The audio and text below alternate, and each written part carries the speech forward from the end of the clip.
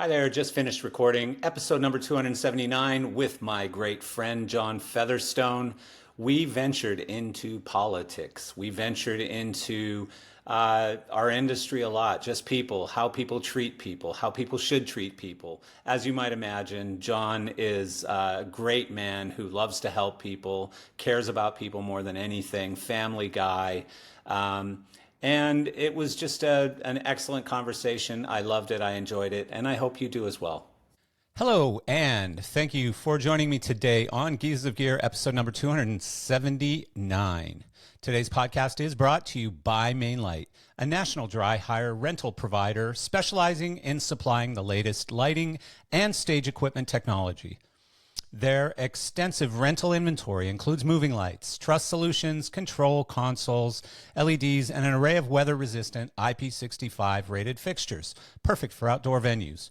Whether for theater productions, outdoor stadium events, or TV film broadcast, Mainlight is the partner you trust with the gear you want. Committed to quality and reliability, Mainlight also provides a robust selection of used equipment options to their clients. Each item is meticulously maintained, owned by Mainlight, and comes with a 60-day depot warranty, providing you with confidence in your purchase. Strategically located across the U.S. in Teterboro, New Jersey, Wilmington, Delaware, Nashville, Tennessee, and Las Vegas, Nevada, they combine the resources of a national company with the attentive, personalized service of a local provider. Discover how Mainlight equip your next event by visiting mainlight.com today and get a direct quote through their comprehensive online ordering platform. And this episode is also brought to you by Elation, a privately held corporation established in 1992, headquartered in Los Angeles. All products are developed and engineered in the United States, with sales and support offices located in the U.S., Mexico, and Europe, and distribution via a worldwide dealer network. Please join me in watching the following awesome Pulse Series video. Inspire your audience's imagination with Elation's Pulse Strobe Series, designed to bolster creativity and deliver breathtaking kinetic intensity. The Pulse Series empowers designers to create dynamic lighting experiences that captivate any audience. The Pulse Series synthesizes mesmerizing lighting experiences with power and precision, allowing designers to create rhythmic, heart-pounding lighting effects with effortless control. Elation's Pulse Series.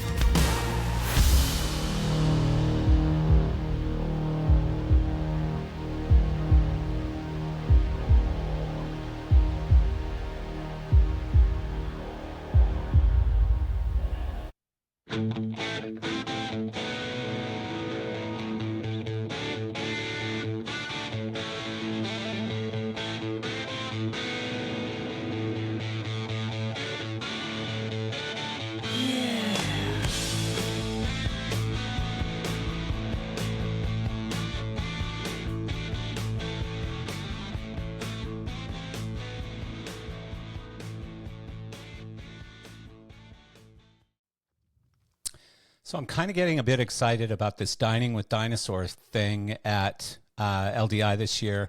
And if you haven't heard about it, I will tell you again, we've got a whole bunch of incredible legends of our industry who are going to be sitting at round tables having lunch with 10 or 12 of their new friends who are either paying to be in this event or have this event as part of their LDI, I think, full conference or whatever it's called. But there's a full conference pass that you can get that includes this event. Again, it's called Dining with Dinosaurs.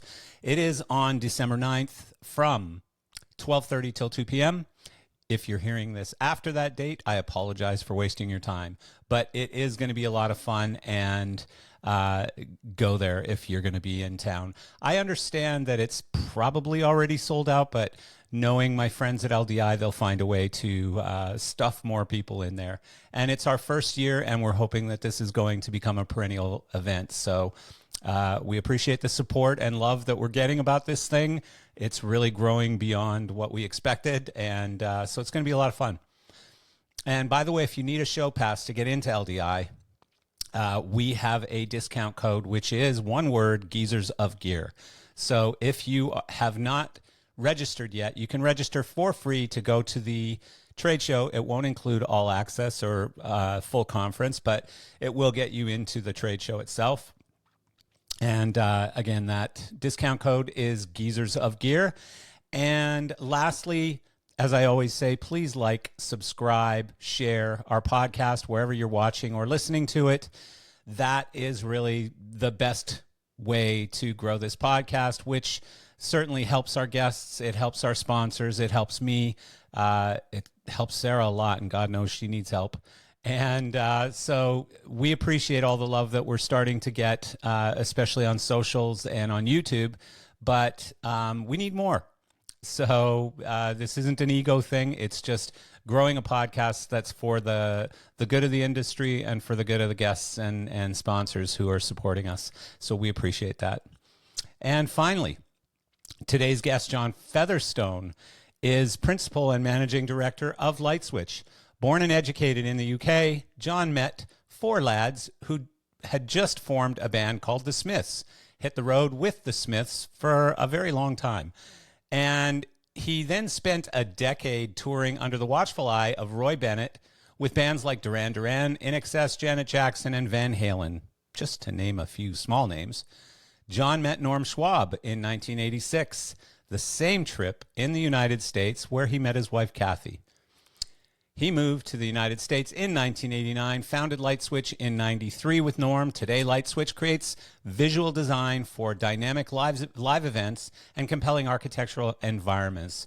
John is married to Kathy, and they have two wonderful daughters, Haley and Ella, who are also both in the industry, which is an incredible family they've got going on there. So please, please, please welcome my great friend, John Featherstone, to Geezers of Gear. Well, hello there, sir. How are you? I am well. How are you, my dear friend? Well, I am well, too. I am actually very well. It's Friday as we record this, and I've got almost zero plans for this weekend. I'm going to watch a Formula One race in Las Vegas on television. I'm not fortunate enough to be there, but or crazy enough to be there. You know, I don't know about you, but that's a scene that I'm not sure. Like, I think I've aged out of wanting to be in crowds like that, you know? You know, Marcel, I talk about this all the time. You know, a lot of the younglings around us have talk about this notion of FOMO, this fear of missing out. I embrace JOMO, which is the joy of missing out, which is like, no, I'm going to stay home. I'm going to watch it on TV. I'm going to read my book. I'm going to have a bath and and a nice glass of wine, and I'm going to embrace the joy of missing out. I love that. Yeah, I'm using that. I'm borrowing that one from you, sir, because it is yours to use. Yeah, I'm the same. Like, you know, honestly, I know a lot of people in our industry bug people for tickets and stuff, and I never do. But when somebody says, I really want you to come see the show, I'll go see the show. Yeah, well, you and me both. Yeah, and but other than that, there's no shows that I got to see at this point. Like, very few. I mean, the David Gilmour one, I was really excited to go to because that was I'm so disappointed I didn't see that. They just looked astonishing. It was cool. And I've long been a huge fan of Mark and his work.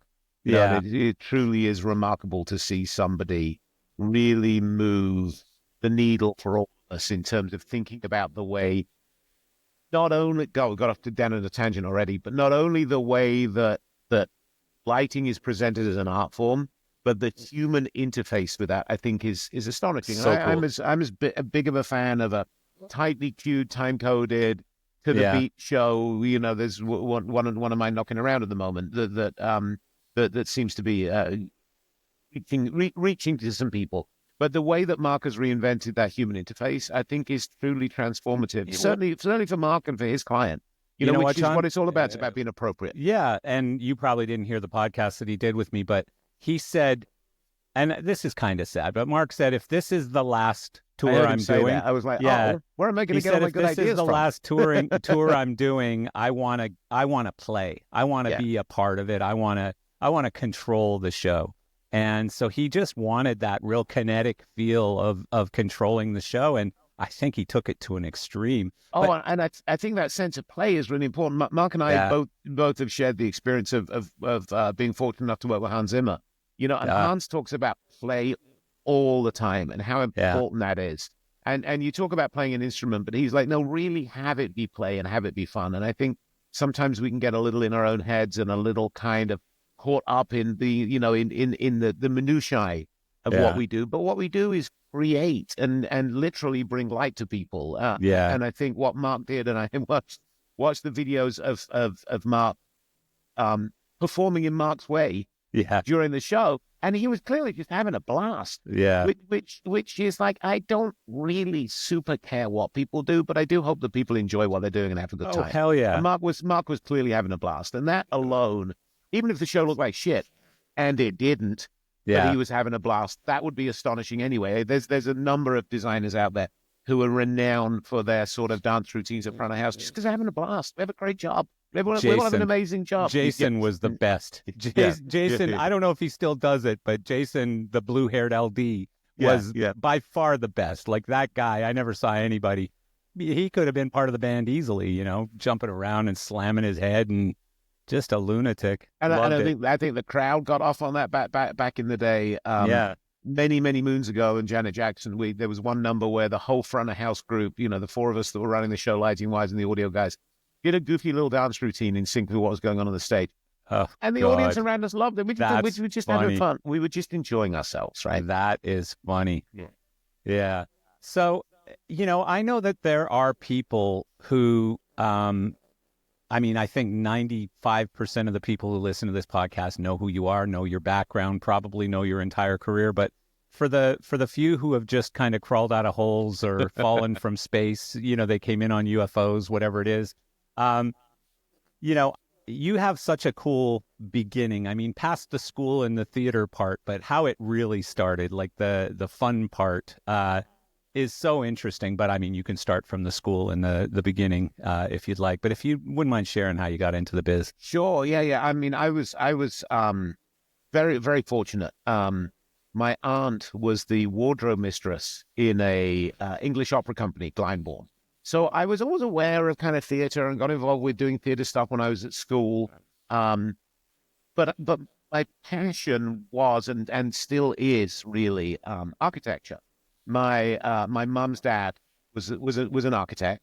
Interestingly, my paternal grandfather was an electrician. So it's almost like there's some kind of DNA going on here. That's interesting. But my mum's dad was an architect, and I was always really obsessed with architecture. And I was doing kind of theater at school and playing drums in bands and that kind of stuff. But what I had my heart set on, I thought at the time, was a career in architecture. But then my Aunt Ruth, I used to go down and hang out with her and see what they were doing at Glyndebourne. And frankly, rep opera is harder, I think, than concertouring. And without the benefit of nice buses. Oh my gosh, these people that are doing like rolling Le Bohème one night, the Magic Flute the next night, the Marriage of Figaro the next night, and then keep looping around doing these. It's absolutely insane. So I'd go down and hang out and get underfoot, but it wasn't really on my radar that really, Marcel, this was even a job. You know, I wasn't really going to that many gigs. You know, I was like, I don't know, 14, 15. I'd go to the odd show here and there. And my father and I share a love of music, and, you know, he and I would go and see shows. But the notion that somebody was actually doing this wasn't really on my radar. And this is the point at which my kids, if they listen to this, will start to roll their eyes, because this is Dad's triumph over adversity story. Yeah. So I was playing drums in garage bands, doing bad Cure covers mostly, walking around being English and emo and mopey. And a kid moved into the neighborhood who had a cooler drum set. So it was suggested I find something else to do. And I'm like, but I'm a better drummer. I still contend I was. Opinions vary. Yes. And they were like, but he's got a gold glitter Ludwig kit, same as Ringo Starr's. I'm like, but I'm a better drummer. They're like, but he's got a gold glitter kit. Good life lesson number one there. Yeah. So, true. You know, now uber emo, head hung low. I sold my drums. And I'd been doing bits and pieces of lighting stuff at school, you know, at essentially high school level in the UK, and then started to kind of build up a little lighting system with one of my best friends, Carrie, who was we were best men in each other's wedding, you know, those kind of lifelong friendships. And not long after I started doing this a little more seriously, I fell in with a bunch of lads in England who had really basically just formed a band called the Smiths. So before I was even really aware that being a lighting designer, and certainly the stage, I would never have been as arrogant to call myself a lighting designer, but lighting person, lighting guy. We're all in the back of a transit van doing these shows, and I was really fortunate not only to meet Johnny Marr, and we're still best of friends, and Kathy and I are the godparents for Johnny's son Niall, and our kids kind of grew up with Johnny and his wife Angie as honorary aunts and uncles, and he's such a great guy. But also with a band that had a really strong notion of the aesthetic. Both Johnny and Morrissey were and are very concerned with the aesthetic and presentation of the band, and unusually, I was traveling with a band who had a lighting designer with them on the road, lighting person, lighting guy, before they had a monitor engineer with them. So they kind of made that conscious decision, Marcel. So we developed this really unusual aesthetic for the band, a really tight color palette. Essentially, other than one song, everything was green and blue with a little bit of white. So it was a very distinctive, curated show. I've always been a big fan of when in doubt, do less. If you don't like the way something looks, turn some lights off. And people seem to notice that, and people seem to like that. And then, like all good things, the Smiths kind of imploded in a fairly spectacular fashion. And this is an indication of how fortunate I am to have Johnny Marr as a best friend and the kind of person he is. Smiths imploded. It was kind of me, Johnny, his wife Angie, sitting in their house in Manchester going, well, what the hell are we going to do now? And Chrissy Hine from the Pretenders calls and says, I hear you're without band. I am without guitarist. Do you want to play guitar in the Pretenders? And this is Johnny to a T. He said, I'd love to. I'd love to play in the Pretenders, but there's only really one person other than Angie who stood by me when the band split up, and that's my friend John, who was doing the lights. And I'm not going to abandon him because he didn't abandon me. So either he does the lights and I play guitar, or neither of us come. It's sort of a deal breaker. It's sort of a deal breaker.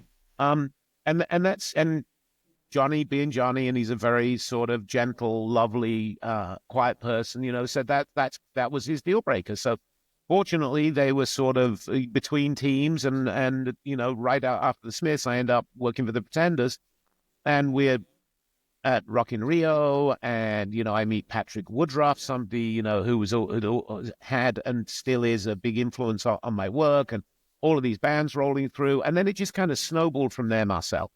So from there, DuranDuran were on the bill. They saw the work I did with the Pretenders.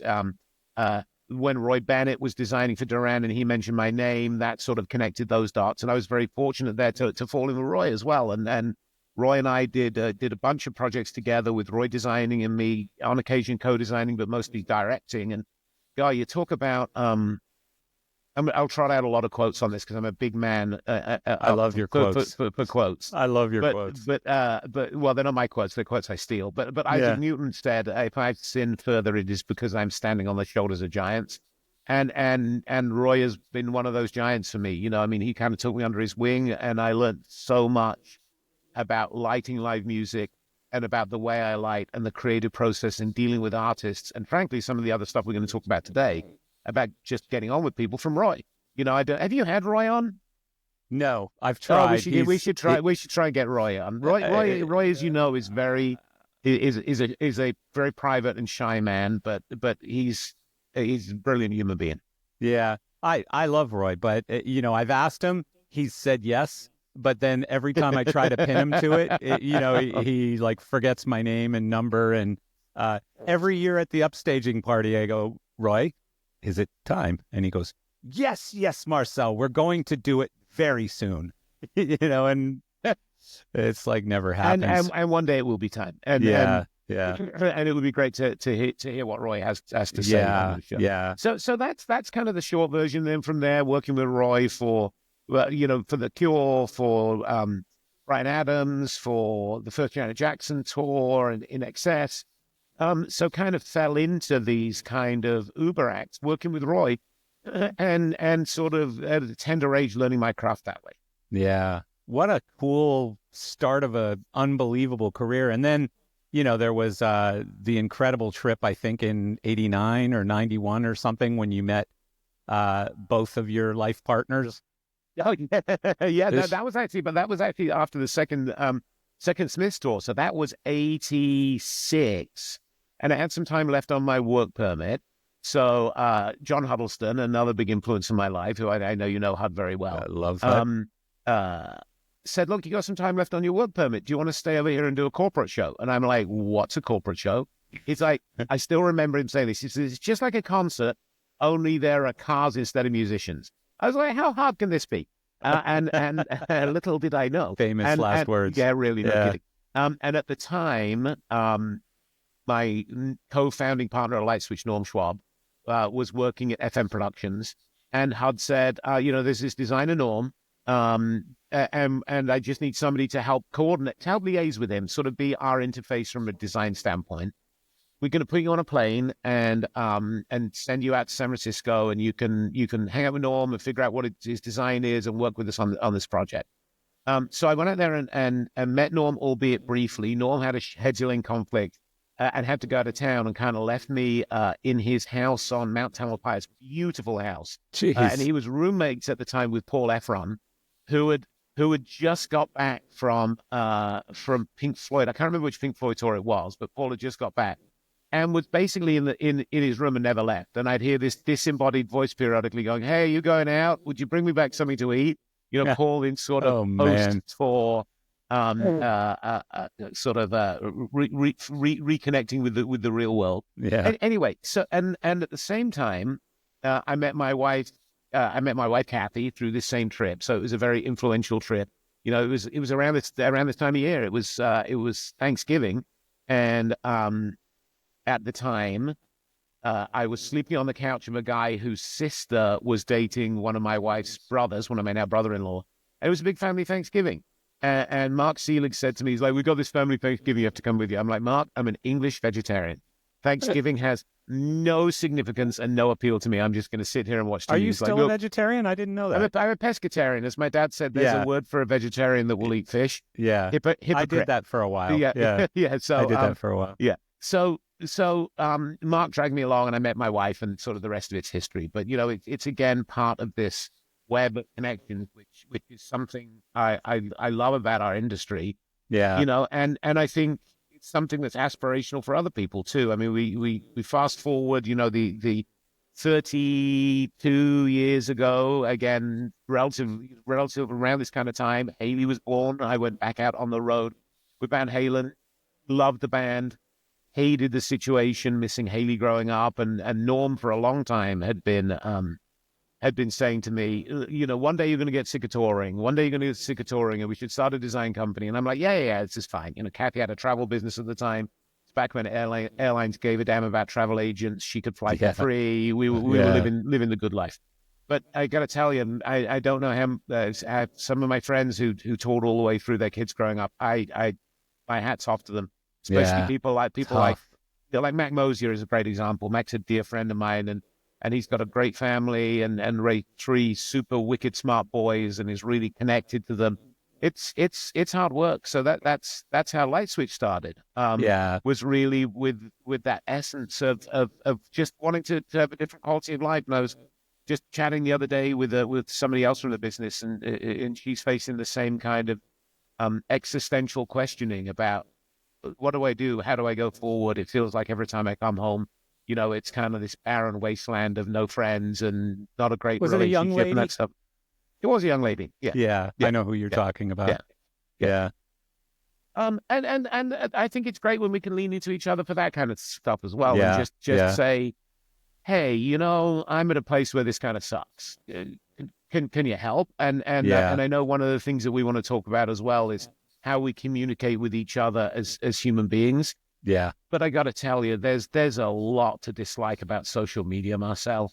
But when somebody throws up their hand and says, "I'm having a really shit day," and you just see people pile on, and I've done it myself, and I think there's a lot that we need to question about the role of social media in our world and in our lives.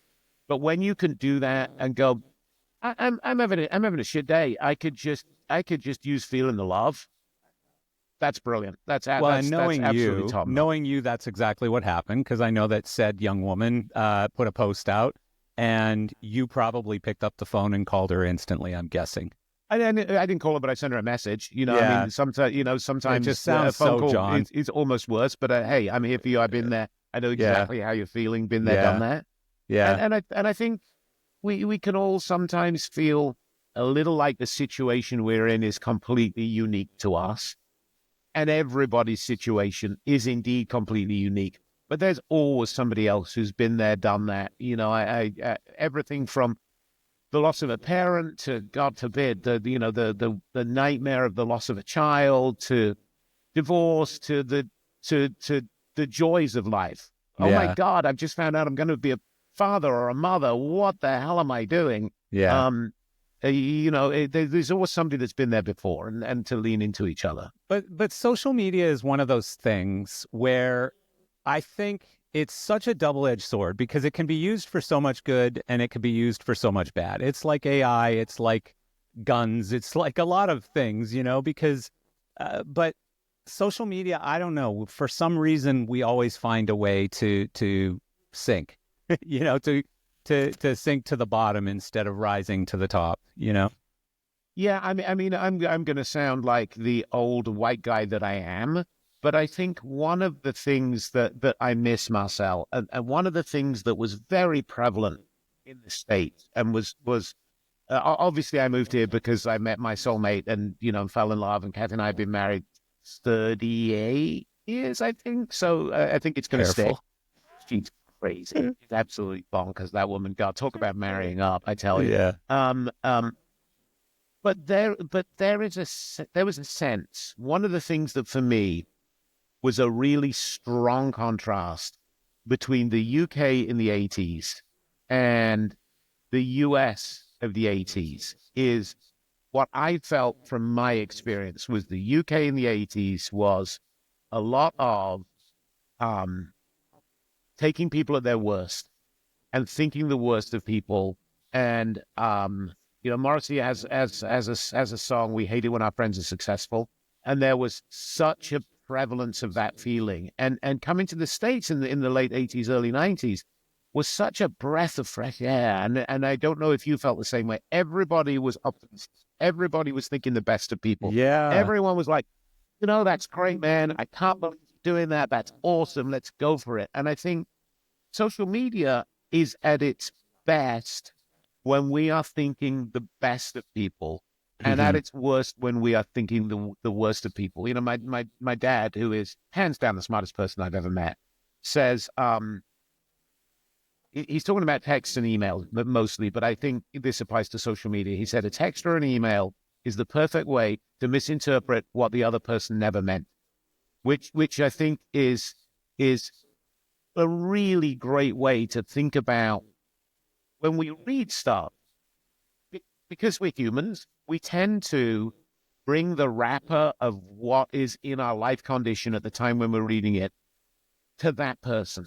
And I, like everybody, have had incidents and do all the time. It's one of the things that you face too, being a business owner, of course, having disagreements and disconnects with somebody. And I say a lot of the time to people, I said this a bunch to somebody who works with me, I said this to her this week, is, do you hear me saying what you think I said?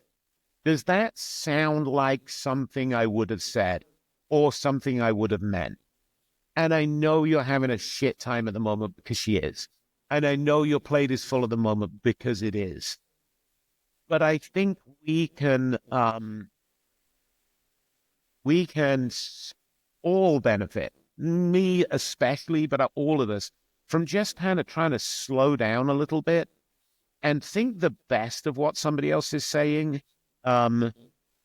not the worst, and go, okay, am I reading this, listening to this, hearing this through my particular lens of what I'm saying, what I'm thinking, and where I am today?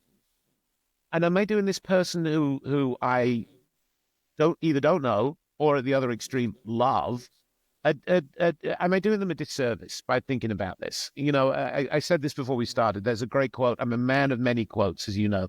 There's a quote by Joseph Joubert, who says, "A part of kindness consists in loving people more than they might deserve.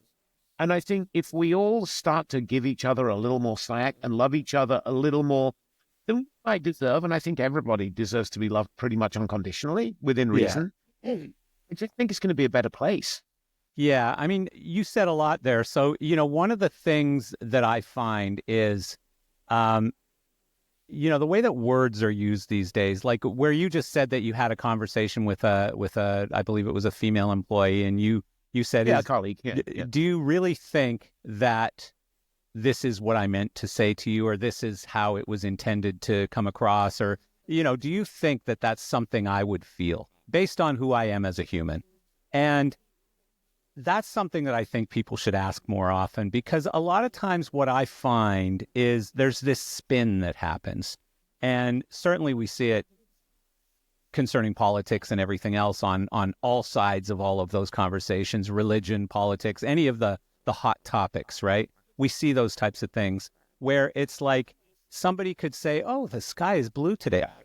You're racist against red skies or whatever it is, I mean, it's just, we find a way to spin everything into this negative thing because that serves us, perhaps. I don't know.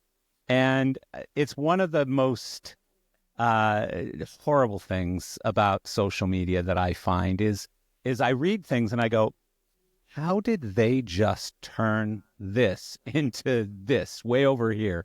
How did they just take that and turn it way over here? I don't understand. I don't get it at all. And I just have to turn the page, and and that's big. That's big. You turning the page, Marcel, because I think what happens in a lot of those situations is the one factor I think drives that more than anything else is judgment. And I think there's an overabundance of judgment. I read with despair some of the social media posts that are within our industry, and talk about an industry that eats their young. You get all these young, passionate kids that are just trying to get started in the industry and looking to the rest of us to go, hey, let me reach down with a hand and help you up a little bit. And I am a huge proponent of the notion that the only stupid questions are the ones that you don't ask. Yeah. But to vilify these people, and there are some people on there who are really lovely and kind and funny and engaging, but there are some people that are just, I hope it makes your life condition being a mean asshole to this person that's just asking a question and looking for some help. I hope that serves you. But here's what I bet. I bet it doesn't, Marcel. I bet it doesn't make your day one bit better.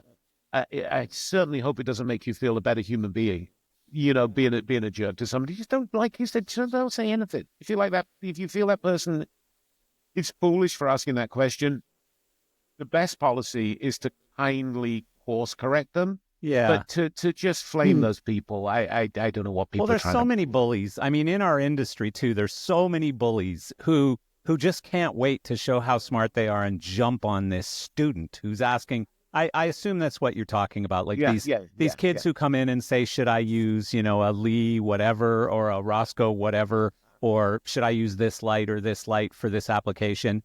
Are you some kind of idiot? And they just get jumped on. And I mean, there's been a few times where I've jumped in and rescued them saying, folks, can you just answer this poor kid's question? Like, answer his question. You were an idiot one day too. You didn't know everything one day too. Like, everyone starts here. Nobody starts here. Everyone starts here and sort of asks silly questions to get their way up to here. And 100%. Fortunately, our industry's always been very giving to those people and very willing to share. That's such a common thread in our industry is, I love helping people. I love speaking for people. Like, people go back to colleges and speak at those colleges or get involved in what I'm doing this thing I think of called Dining with Dinosaurs. And Which, if I was going to be in the country, I would be there to either listen to the dinosaurs or be one of them. Yeah. No, yeah. I tried roping you in. You said I'm not going to be at LDI. No, I'm going to be sadly. overseas. Yeah. Yeah, but I love this. Like, one thing great about being old is you've bumped your head a lot in however many years, right? And I know for myself, I've made every mistake possible. So when young business owners or founders call me up and say, how would you do this? What do you think about this? Like, I'm mentoring a guy starting a marketplace for Peloton bikes right now. This guy's a friggin' genius. Like, Wharton Business School, went to McKinsey and Company as an analyst, Wall Street guy, and he started a marketplace. And since I'm like sort of the OG of marketplace, I get these calls all the time.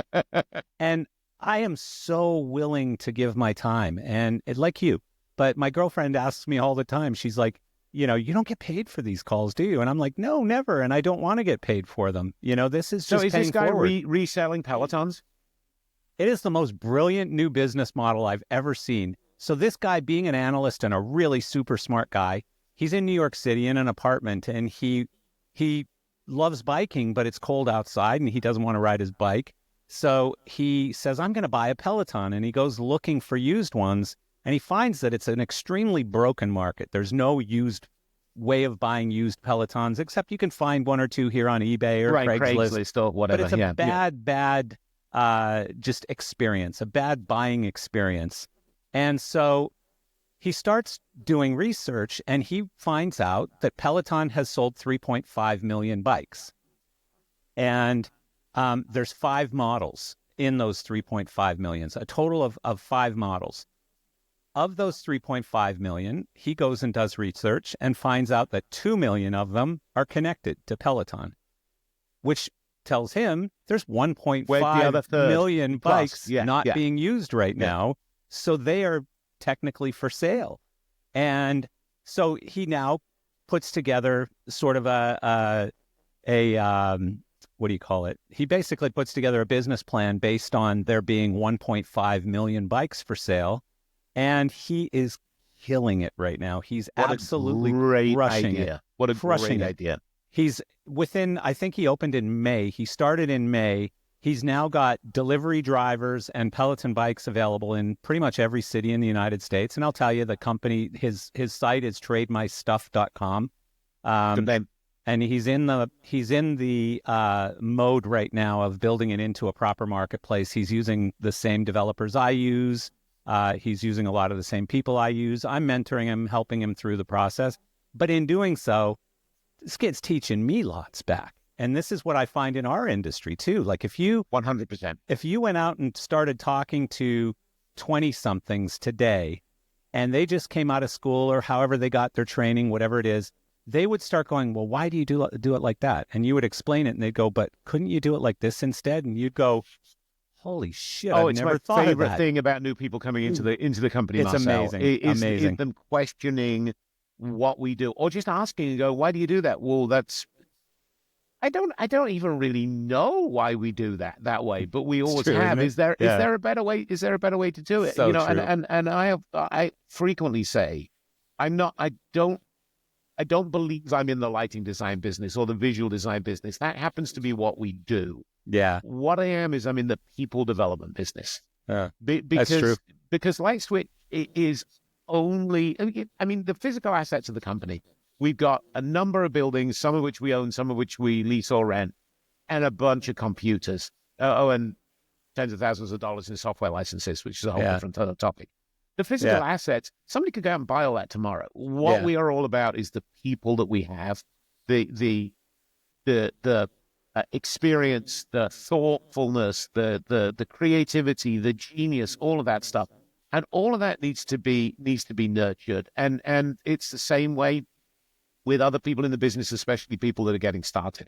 Yeah. I believe that as a seasoned industry professional, I should only have 2 responses when somebody posts one of their shows on Facebook or any social media. I should either say nothing, or I should say it looks amazing. Yeah. And you know me well enough to know that 99.99% of the time I say the second. If somebody young is brave enough to go, I made this thing, your response should be, that's awesome. You made a thing. Look at that. That's incredible. I love that. and always something to learn. It's when we were talking before about this notion of I'm like you. There's a lot of things I won't go to, but I'll go and see almost any kind of live performance. Yeah. Because I can always learn something, Marcel, and always see what somebody else is doing, and especially somebody that's earlier in the arc of their career, and go, oh my gosh, that's really great. And frankly, a lot of the time, the smaller the show, the better. Yeah. There's some shows I've seen young people do stuff with a dozen, any fool should be able, present company very much included, should be able to make a show look great with 1,000 moving lights. Yeah. You could almost put them on self-test, and it should look great just because you're like, holy That's where crap, we're at right now. That's a lot of stuff. Yeah. I mean, back to the thing that Mark did, with Gilmore. That wasn't a lot of lights by modern standards at all. No. But it was incredibly, incredibly thoughtful. And the other thing I try to espouse this and live this in the company, Marcel, you got to value the try. You just have to value the try. Yeah. And go, all right, well, that wasn't great. Maybe you could have tried something different, but you tried, and that's the most important thing. None of us really know what the hell we're doing. Yeah. I don't know what I'm doing. I know you feel the same way. Yeah. But there are some people that just do it anyway. Well, here's the thing. I'll have to use a racing analogy, of course. So when Jeremy was first starting racing in karts, he was very tentative on his braking. He'd brake way too early. He wasn't carrying as much speed into the corners as I and his coach believed he should be.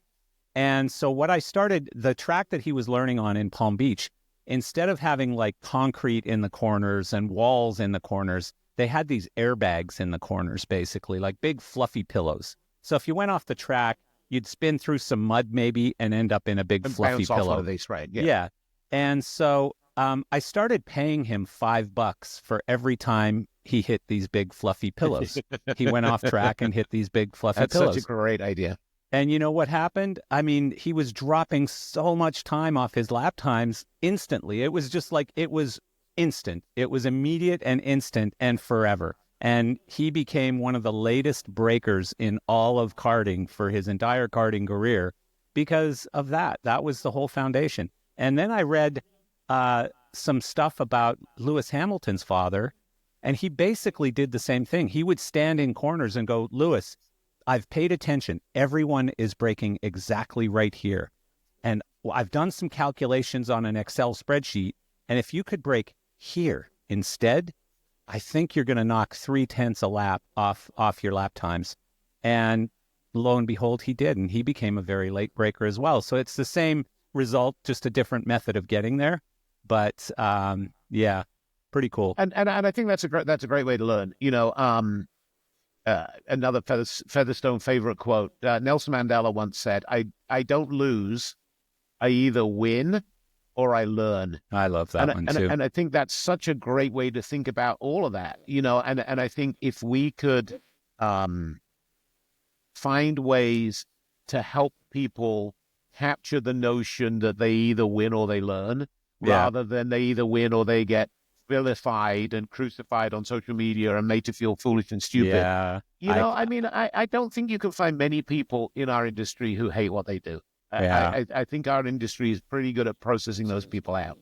So if we've been fortunate enough to find a job that we love, that we're paid, when you compare it to first responders or cops or firefighters or especially teachers, a fairly ridiculous amount of money. Yeah. Why would we want to potentially be that person that turns somebody else off? I hate it. What a horrible way to be. If somebody went, you know what? Screw it, I'm out. So back to this Peloton guy. So I had my first call with him, which was scheduled for a half hour. I think we were on for an hour and a half. And he thought he was learning from me.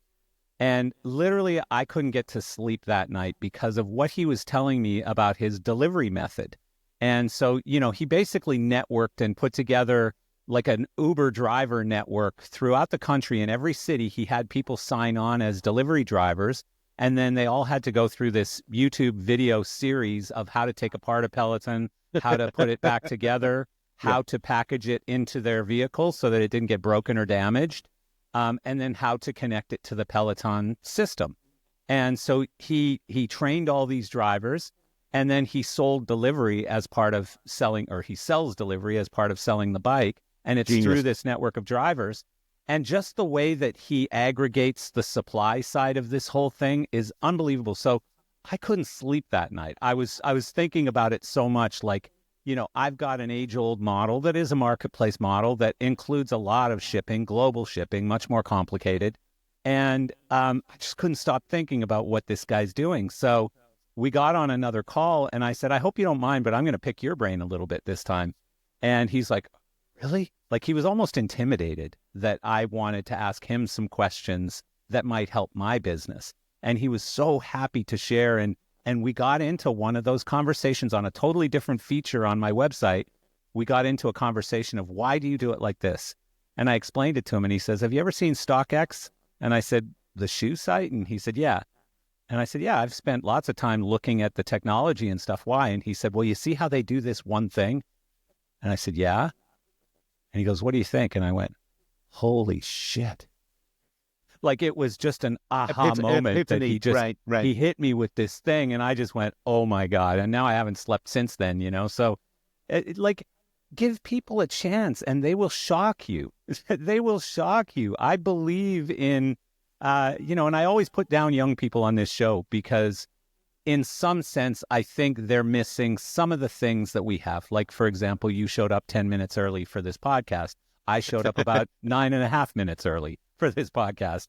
We're both old guys. We were both trained the same way. You know, we were both trained to be early if you're going to be on time, right?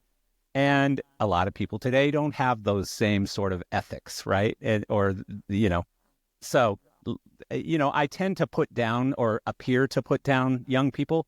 But when I'm looking for ideas for social media, or when I'm looking for design ideas on my website, I always talk to my son. I always say, what do you think about this? Guess why? Because those are the people that are going to keep using this. You know, they're going to be 20-somethings, not 60-somethings. So I'm not going to develop the site for me and you. Right, you know? Right. And I think a lot of that, and again, you know, this is easy for two old white guys to lapse into cliches. It's about expectations. I don't know about you, Marcel, but when I was growing up, I was super clear on what was expected of me. I knew exactly what mom and dad expected of me. When I started to work in the workplace, I knew the people that I was working for had expectations. And I think part of that is a mutual respect thing. Yeah. Is I respect you, you respect me. You're going to demonstrate the way you respect me by doing X, Y, Z. And I'm going to demonstrate that I respect you by doing A, B, C. In our case, as business owners and employees, a lot of that is being a decent human being, treating people fairly, paying them as well as we possibly can afford to, sticking by them over the pandemic, you know, as you did, as we tried very hard to do at Lightswitch as well, and honor that commitment. And a lot of the time, it's just about communication. You know, one of the things that I love is bringing young blood into the company. And a lot of the time, it dawns on me when I'm having these conversations that for a lot of these younger people, nobody has ever been really super clear about what's expected of them. And nobody's ever said, look, I expect you to do a certain number of things. I expect you to be on time. I expect you to pay attention. I expect you to write stuff down.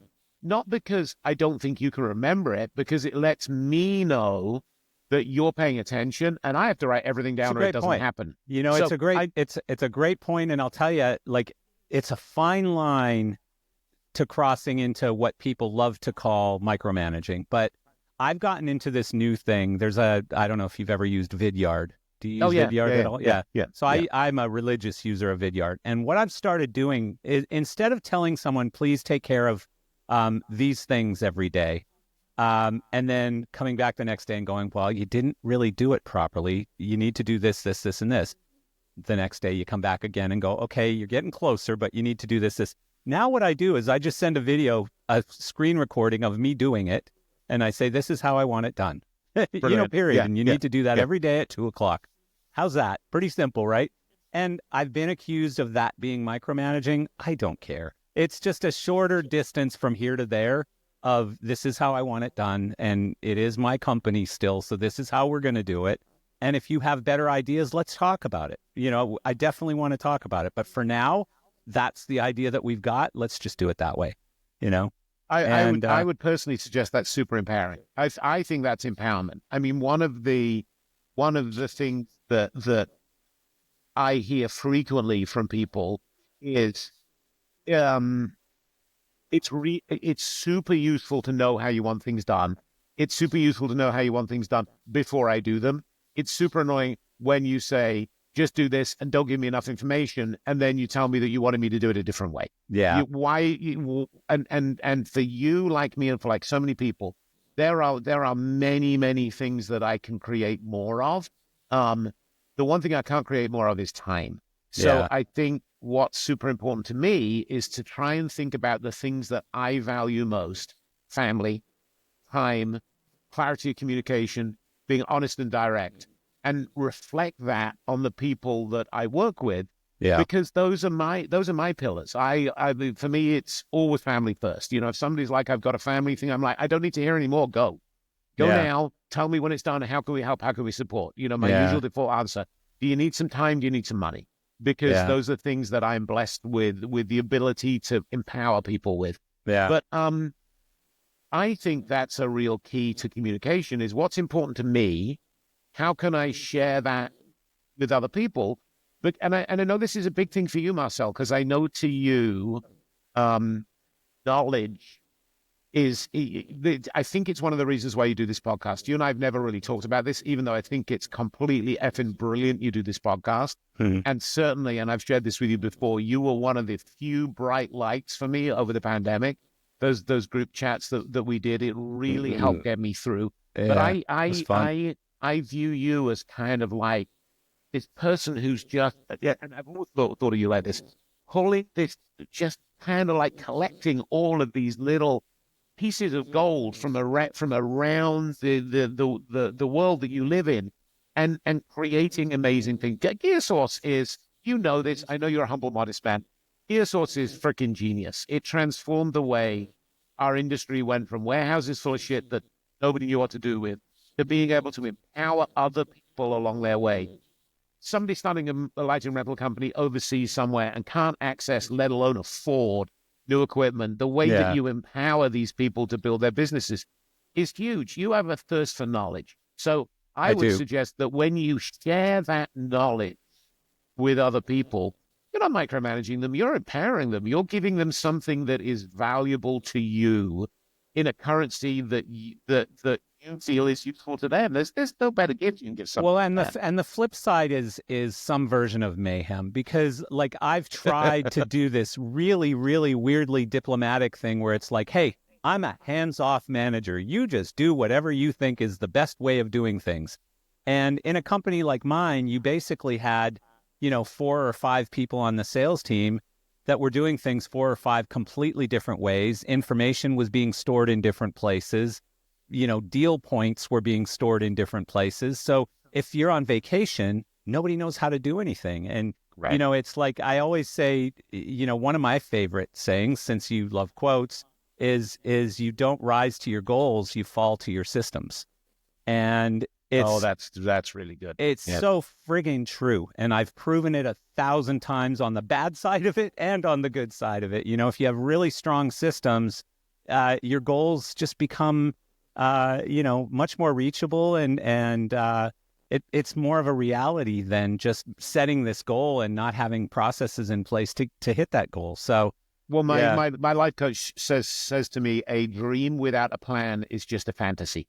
Yeah. And so that notion of that executional piece, and I don't know about you, but for me as a creative, I feel like I do my best work. I feel like Lightswitch does our best work when we really clearly understand what our client wants. And we have some clients, Marcel, who are super in the details of it, who are really like with us through the whole arc of the creative process, and are very specific about what they want and what they need and the way it wants to be. I love those clients. Yeah. We have other clients who are completely empowering, who are like, just, I want to show up at the end and I want to be amazed. I love the way you guys work. I love what you do. I completely trust you. I empower you to go off and be my visual design ambassadors and agents. I love those clients too. What is really hard for me is when we have a client that I'm not sure what they expect, and they vacillate between I know, that's the completely worst. in there and then, no, do whatever you think. Oh, but that's terrible. Yeah. It's like, but we did what we think. So I think as a business owner or anybody that manages, because I don't know if anybody's listening to these two old white guys talking anymore on that, but at this stage, everybody is a manager. I say this all the time. You're a manager whether you want to be or not. You're a brand whether you want to be or not. Hell yes. And it doesn't matter whether you're the lowest person on a crew just getting started. You're an ambassador for your own brand. And when those stagehands come in at 8 o'clock in the morning, you're a manager. Doesn't matter whether you're the crew chief on a show. Your brand is the way you react to people. Your brand is the way you liaise with people.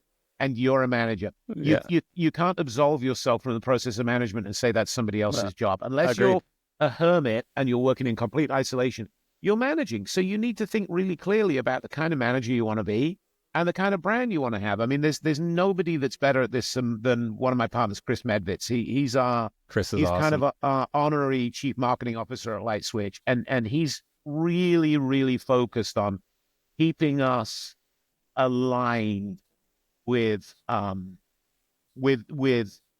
importance of brand in the company and communicating who we are and what matters. Yeah, he's done a great job. You guys have done a great job. I mean, especially the past couple of years, you guys have really, really stepped it up on branding. Well, that's almost all of that is to Chris. Yeah. We just go, okay, sure. That sounds like a great idea. I wanted to say something about that. What you were just saying about the client who knows exactly what they want and communicates it, almost to a micromanaging level. And then on the flip side, you've got the guy who just says, do whatever you want. And the worst one is the one that wavers in between those two. And I used to have a British business partner, and we don't want to talk about him because it ended badly. But you got to watch those Brits, Marcel. They're trouble. Yes, I love most Brits. I used to love that one. I don't love him anymore. But he used to say something really funny because he'd talk to a customer and they'd say, here's what we want, and he'd say, okay, do you have a budget?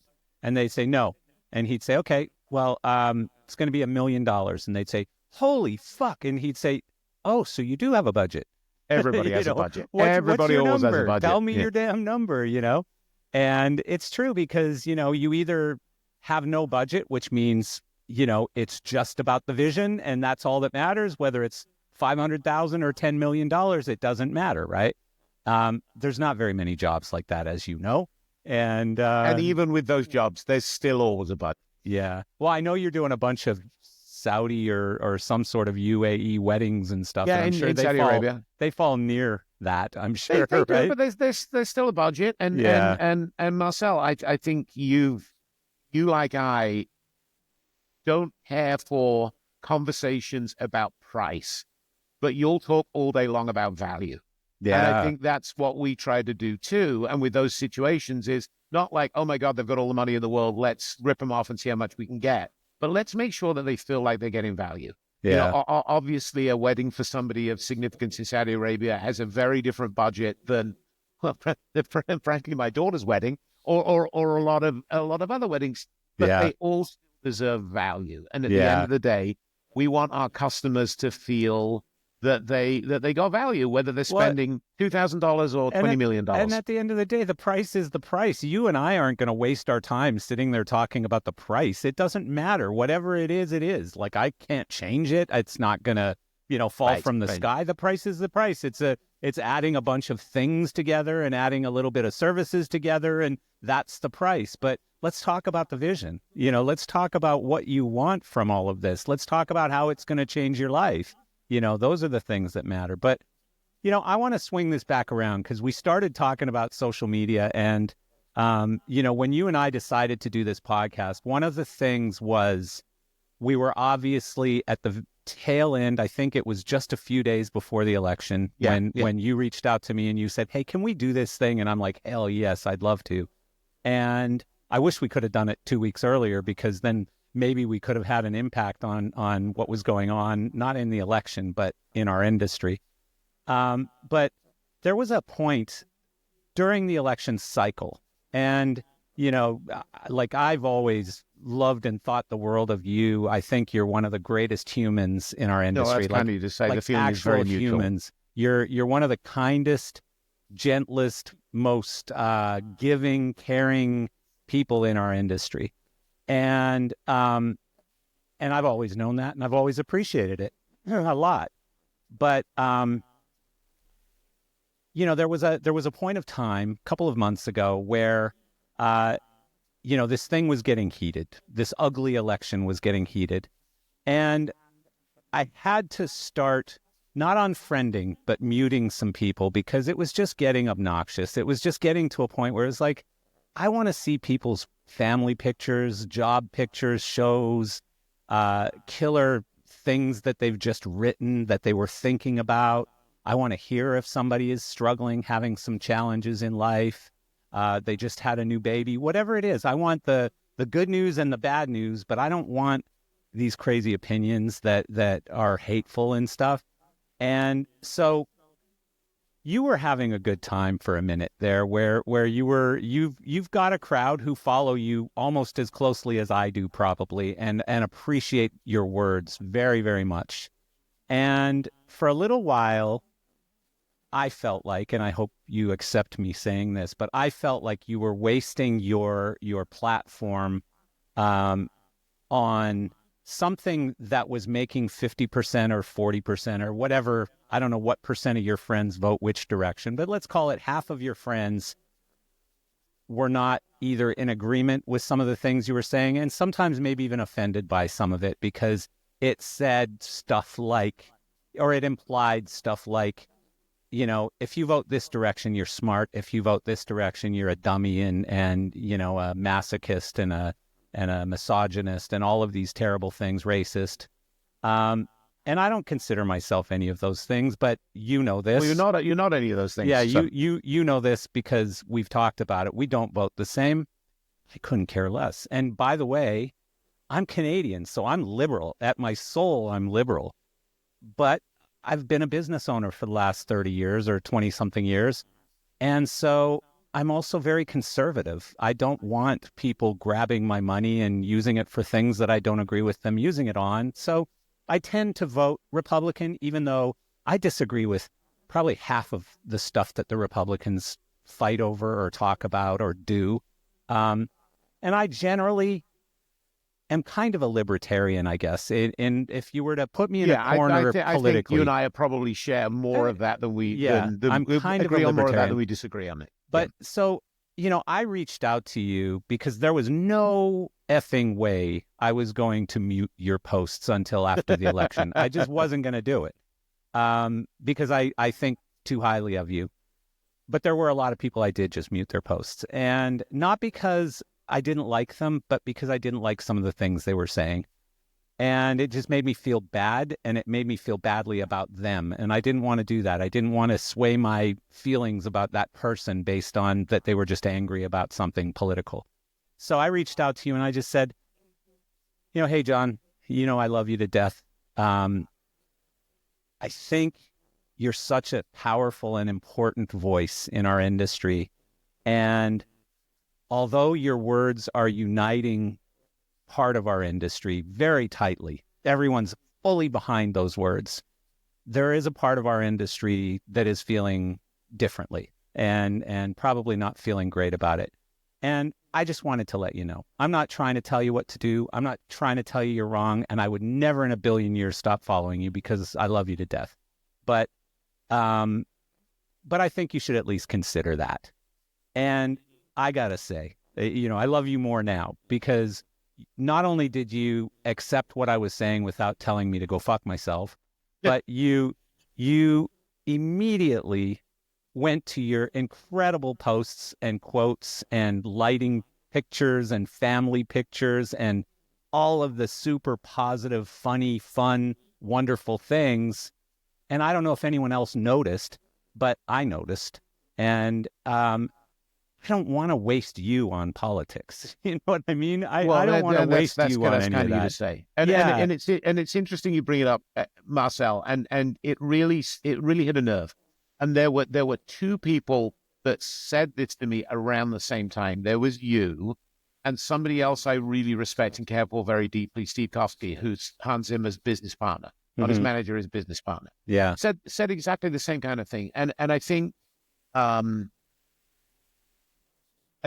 going to go back to a quote, as is usually the case. Mary Pettibone Poole said, "To repeat what others have said certainly requires education, but to challenge it requires real brains." And I think what certainly in times of turmoil, and however one feels about the political spectrum, we are certainly in a time of turmoil. It's super easy to just repost. And frankly, I am and have never been interested in living in an echo chamber. I have lots of friends on Facebook who other friends ask me why I'm friends with them. Both sides of the spectrum. And yeah, exactly. Right. Guilty. Right? Yeah. So it's because I care what people think and I care what people feel. I'm not going to learn anything from, God forbid there's somebody that's a carbon copy of me. I'm not going to learn anything from that person because I know how they think. I'm the closer somebody is to my belief structure, the more I may be initially drawn to them, but ultimately, the less I will learn from them. So well said. I'm interested in learning what other people think and what other people feel. Clearly, and I know and respect the fact that you try to keep this podcast apolitical. So I'm going to dance around some of this. More than 50% of the country feel a way about the direction of the country. I can either choose to say that 50% of the country is dead to me. Then how do we ever go back from that? Or I can try to have long, nuanced, involved conversations that help me understand the way they voted and help them understand some of my perspective. Because I think the way you described yourself, Marcel, really resonated with me about this duality. I grew up in the UK, obviously. I consider myself to be a liberal. I'm also a business owner. What I would very much like is the government to get out of my way and let me run my business in a way that is the way I choose, so long as I'm not harming anybody else. And I think most people who run businesses feel the same way. So there's a duality and a tension there between my belief that there should always be a safety net, that people should be helped, that people in their direst and darkest times should not be abandoned.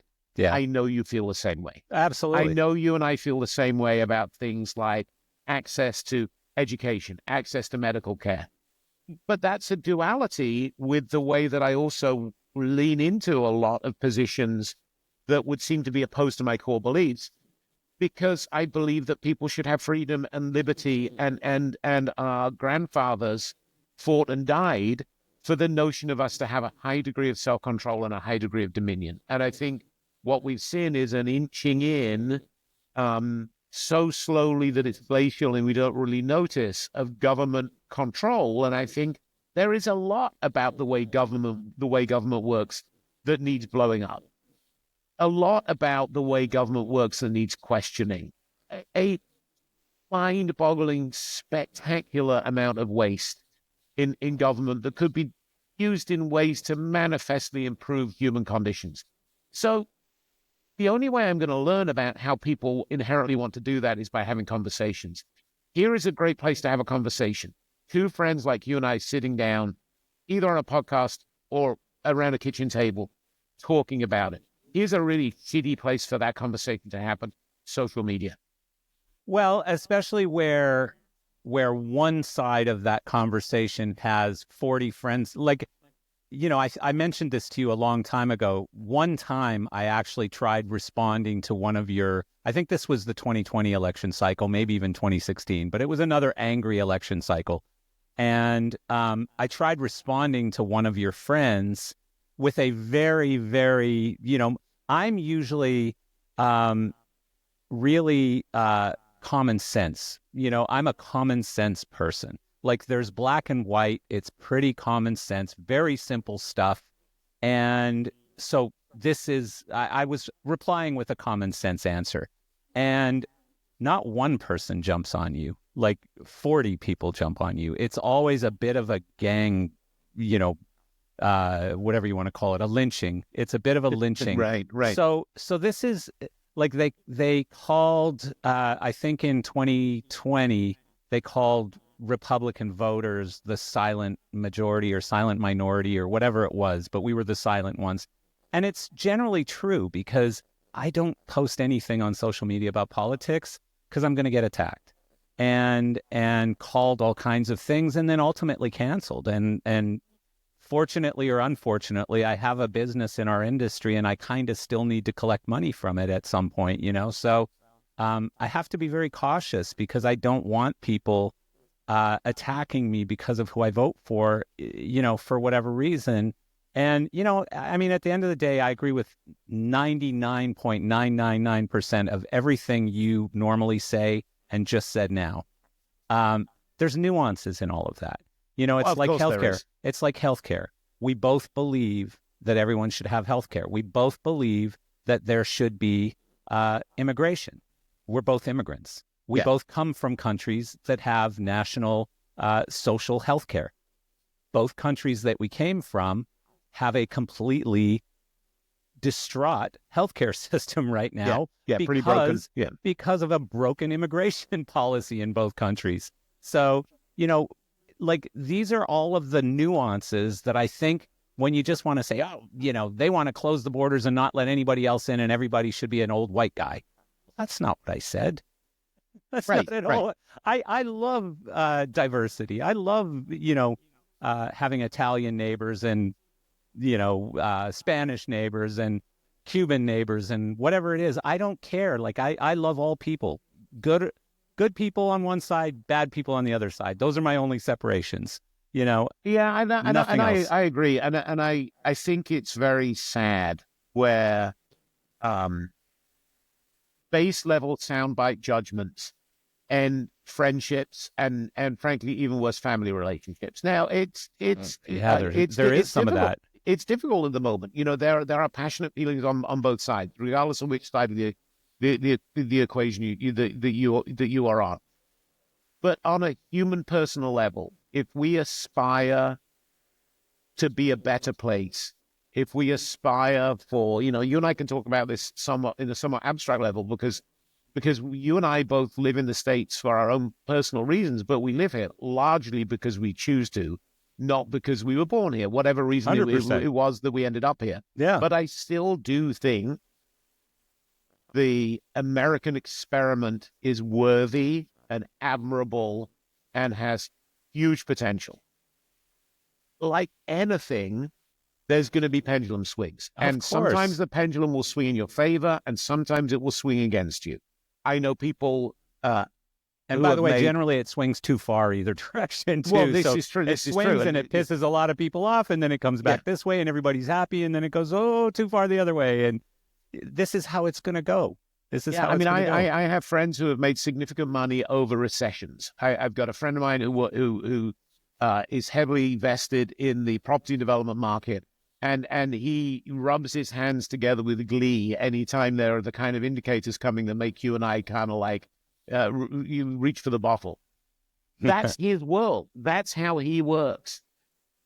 I would hate to feel that we would fall out based on his perspective on the way the world works or my perspective on the way the world works. I would hate if you and I fell out. I understand there are some people, we both know them, who feel very strongly and passionately about what's going on at the moment. Yeah. I understand that without starting to pull different parties' policies apart, which is, frankly, at the moment, completely counterproductive anyway. I understand why they are concerned about the things they are concerned about. But on a human level, I do not believe one mind has ever been changed by insulting somebody, either in person or on social media. Never. Or belittling somebody. Never. You and I, you brought up the last election, and there was a time when you and I got into it a little bit on social media, and then we both immediately pulled away. And I think I picked up the phone and called you. You might have picked up the phone and called me. I don't remember. Yeah. And we had a long conversation about why we felt the way we felt about the particular issue. That is how we join together and find unity and togetherness. I think I'm going to sound like I'm singing Kumbaya, but to find unity and togetherness. And that's how we move the country forward in positive ways.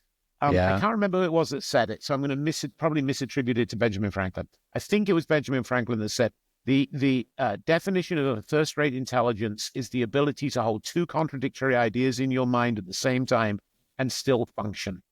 That is interesting. I've never heard that one. I think we've lost a lot of that. I want to know what you think and you feel, and my people, my friends who feel differently than I do, far more than I want to hear what people that think the same as me think and feel. And that's the same way in the workplace, Marcel. And I think this is a microcosm of, we're an industry full of cliches. The audio guys don't get on with the lighting guys. The lighting guys don't get on with the video guys. Yeah. All of this kind of stuff.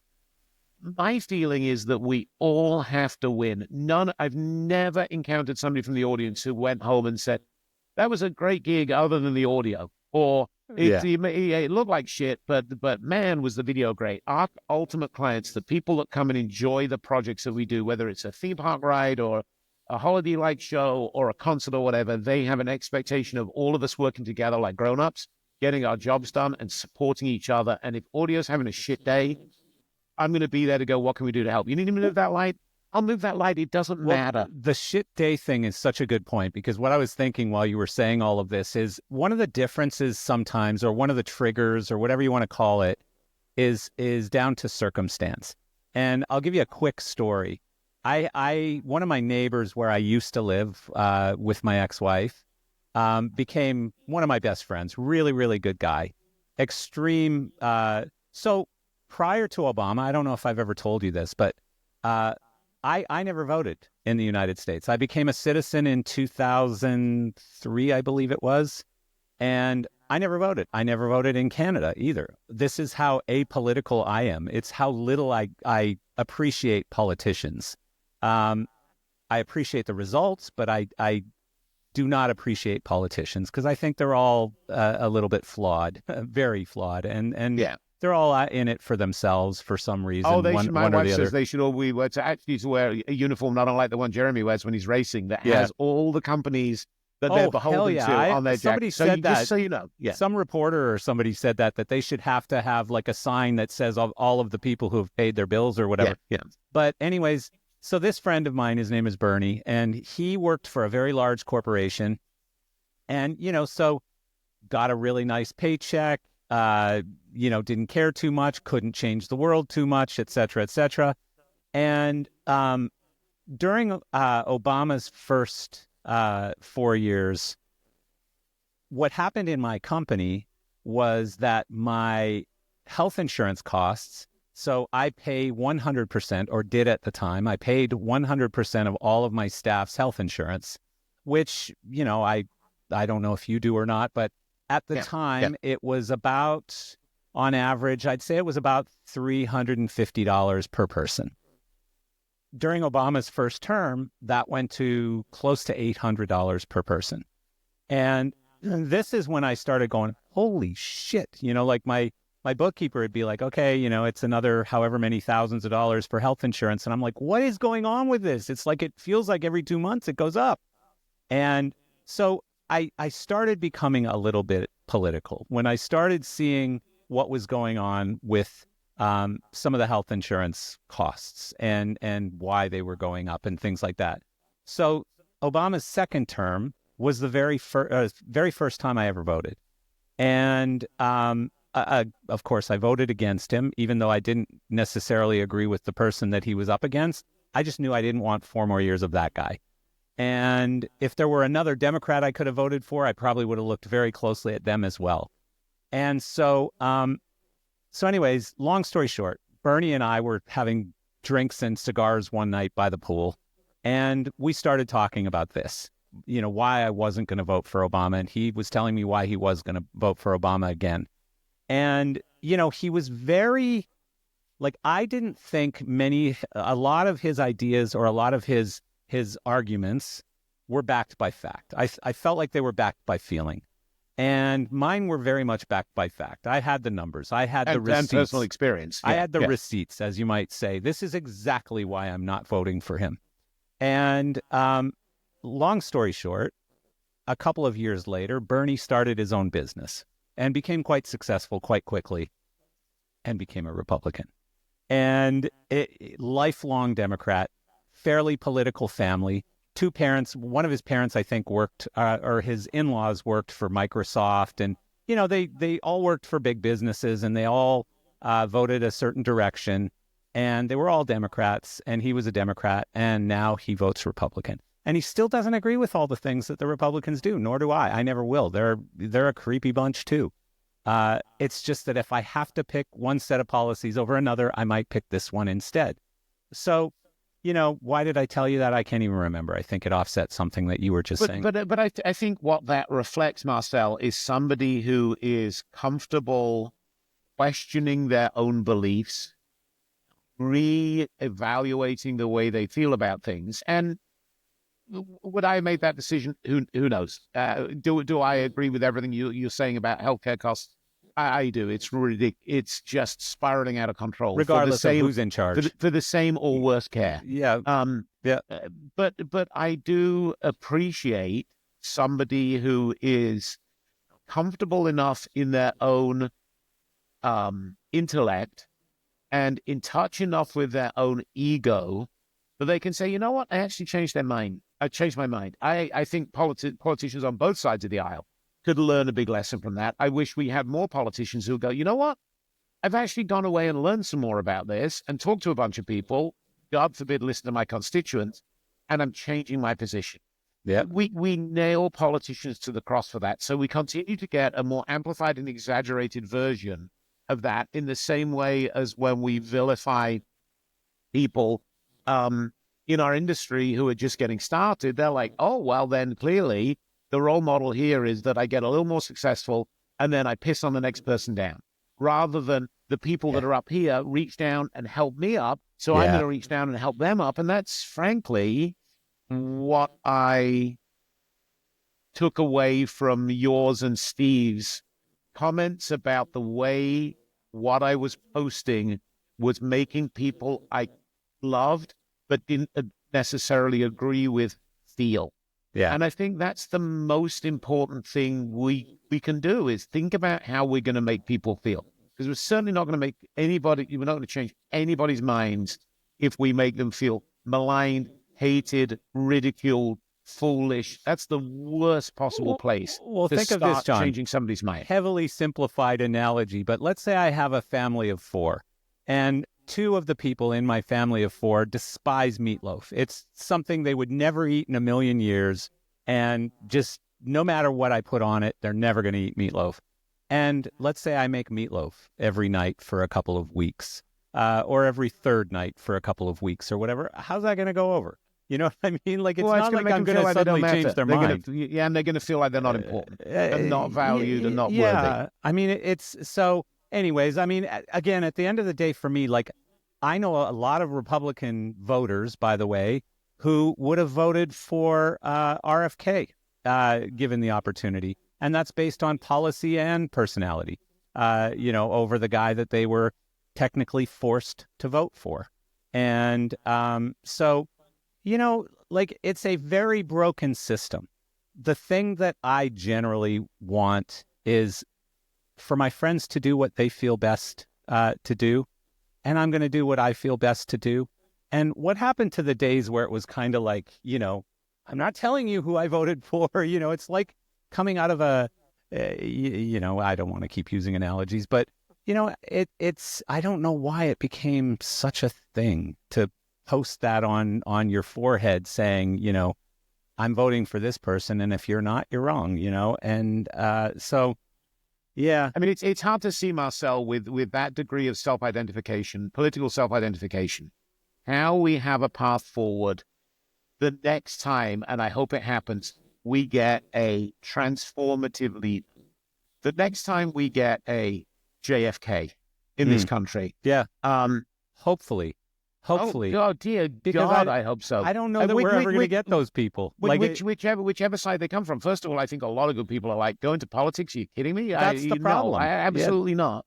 But if we get a leader on either side who is a true unifier, who is a true visionary, who has a path forward, almost 50% of the country are never going to listen to what they have to say in the first place. Yeah. Because they are conditioned by media, both social and not, to not even be open to listening to what other people have to say. Right. And I think this goes back to what we were saying about when we bring like young people into our businesses and listening to it. I think it's one of the reasons why this podcast is important, because it presents different opinions and different perspectives about our industry and about life. But Agreed. We're never going to move forward as a country unless we all can find a way to come together and go, all right, convince me. Convince me why this is the right way forward. And I'm really going to truly listen openly to what you say. We're all human. We've all got ego. We've all got preconceived notions. We've all got life experience. But to really listen to what people have to say. And I'm certainly not putting myself on a pedestal, but that's what I tried to do when you spoke to me and Steve spoke to me. Yeah. Was really listen and say, all right, maybe there's something here I can learn about how this feels to somebody else. And I don't know about you, Marcel. I sense you're probably the same way.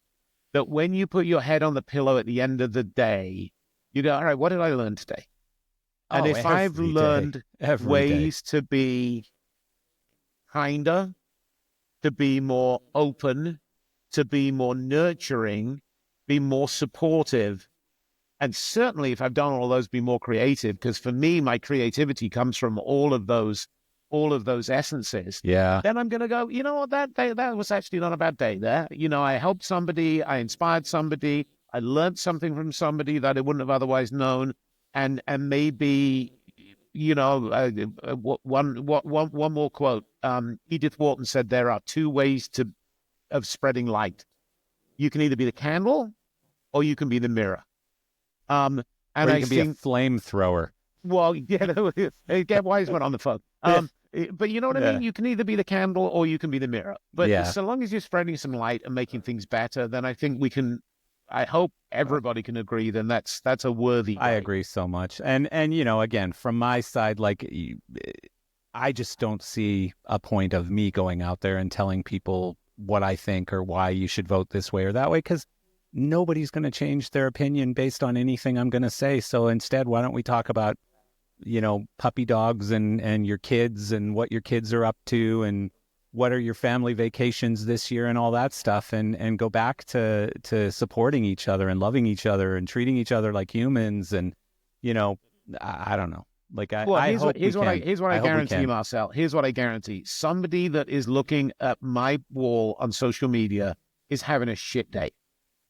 Guarantee it. It's just the way the human condition works. Somebody's having a shit day. And if I can post something that makes people feel less about themselves, question their beliefs, and feel insulted, or post something that makes people feel, oh, you know what, that actually makes me feel a little bit better, then I'm gonna pick the second one every single time. And I'm very gratified when people post on my wall or drop me a personal message or a text or whatever and say, hey, I was having a shit day and I read what you posted. And some people dismiss it as glib and kind of like woo-woo hippie nonsense. Well, then I'll own that every day of the week. You know what? If it makes somebody feel like they're having a better day, then I'm all in. Yeah, John, you're doing the right thing. I love it. And I can't tell you enough how much I appreciate the change that you made for me and for your friend Steve. I noticed it, and I've told 50 people about it. Just how amazing that somebody would actually hear someone and go, you know what? I agree. I'm going to try that instead.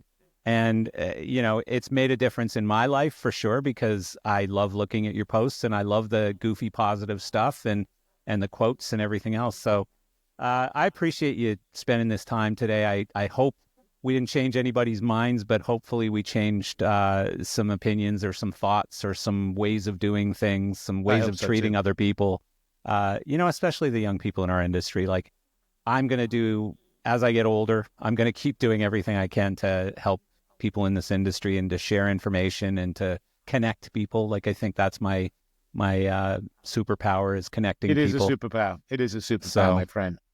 Thank you, John. If there's a world where we can be anything, let's just be kind. I agree. Well said. Thanks, mate. Cheers, Take mate. care.